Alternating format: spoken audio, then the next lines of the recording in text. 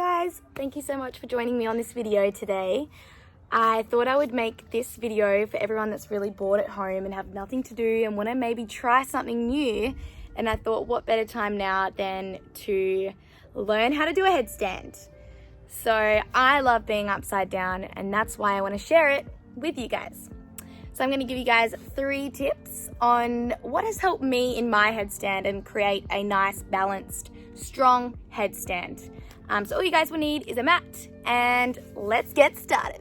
Just before we get started, I'm going to say, if you guys are really stepping out of your comfort zone to do this and you've never really been upside down, grab the wall. The wall is going to be your best friend, and it's a great little tool to use to start practicing, especially if you're really worried about falling backwards or over. The wall will catch you. So grab a wall and start practicing on that as well. All right, guys, tip number 1 is the placement of our hands and our head. So I recommend to you guys to interlace your fingers, and what's very common in a headstand is I find that people balance on the top of their head, and we really want to ensure that we aren't doing that. The reason being because our neck joints are just not strong enough to hold the weight of us above our head or being upside down. We're just not made to do that. So we really want to ensure that we aren't doing that. And to make sure that we aren't doing that, we want to try and bring our hands to the back of our head. So almost like that, if you guys can see that. So I'll give you guys a little demo.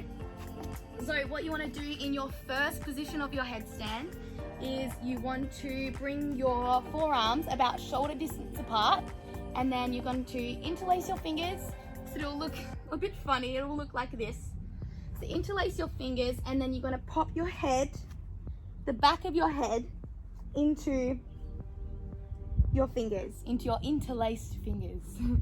So what you want to do is straightening your legs up like this, so like you're in a downward facing dog, and then just stay like this. You can start to bend your legs, straighten, bend, straighten, feel, and maybe move around. You guys can move your hands around to ensure that you've got the right positioning of your hands. I know sometimes I do put my hands in the wrong position and my wrists start to hurt, so I just have to change it around and just get that kind of perfect position. So that's tip number 1.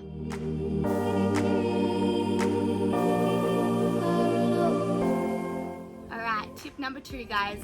We're going to start to add a little bit of a balance to our headstand. So what we want to do is really ensure that we are, well, for me, I find that I put most of my weight in my forearms, as that's the one thing that's on the mat.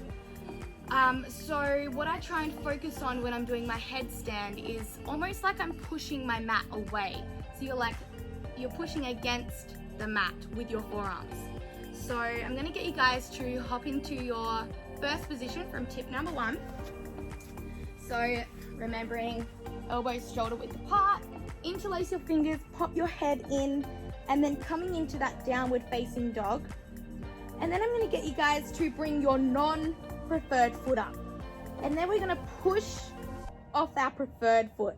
So just do little pushes, just like that, until you guys start to feel a little bit more comfortable. You guys can bring both legs up. So bring both legs up, and if you're stable here, you might want to straighten your legs all the way to the top, really pushing down through your forearms, just like that. And then if you're up in the air, come down nice and gently, just like how you got up. So that's tip number 2.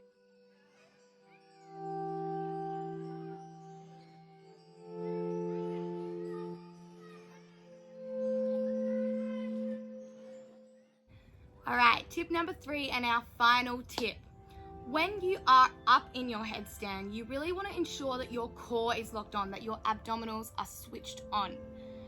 Because if they're not, you're just going to be all over the place. So to help us balance in our headstand, we want to make sure that we're creating a strong, balanced headstand. And to do that is to switch on our core and other things, but switching on your core really helps do that. So let's give it a go. If you guys are unable to get up into your headstand, grab the wall and use that for now, just to practice with. So let's do it together. So get into your starting position and then kick yourself up and then pushing through, and now try and lock your core on, squeeze your abs. Nice. Nice work, Courtney. All right, now if you're here and you're feeling comfortable, push through your hands, push through your forearms, and now you guys can start to move your legs if you want. You can come out to the side, you can come up. You guys can do anything when you're up. But that is all of my tips for you guys. If you guys are still struggling and you might want some more assistance, please feel free to message me and I can help you guys out a little bit more.